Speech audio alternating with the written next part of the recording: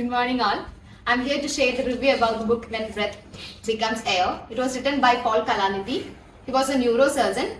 He has completed his BA and MA in English Literature from Stanford University and became a medical graduate from Yale Medical School. After that, he was completing his neurosurgeon residency training from Stanford University School of Medicine. Being a neurosurgeon, he had to spend his prime years in the as a neuroscientist. And because of his love for literature, he started to write books. And he was stepping to heights in the field of medical profession. And at the age of 35, he became a neuroscientist. But he was diagnosed with cancer. Being a doctor, at the same time being a patient. In the first half of the book, he has shared his experiences on how he has dealt with the situation with the patients. He has also talked about how painful was the situation for him as a doctor to have such conversation with the ailing patients and to those of their families. During this time, his wife Lucy Kalanithi was planning to split, but he has shared that how they have handled such situation as couple. They have their baby delivered through IVF just before 8 months of his death.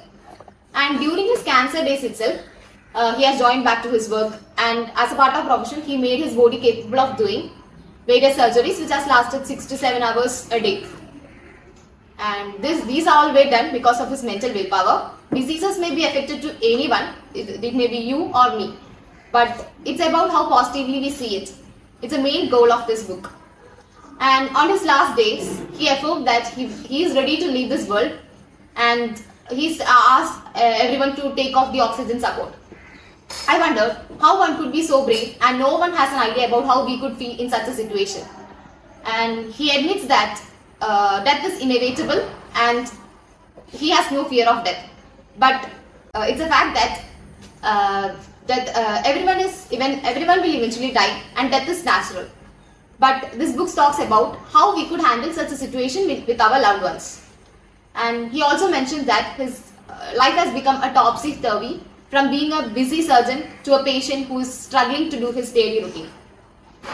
And even though this book talks about his struggles with the cancer, but this book is not made with a motive to instigate our fears. But this book talks about the prioritization of life and what how we should handle such situation in our life. Since life is unpredictable, having hope is a mandatory in our life, and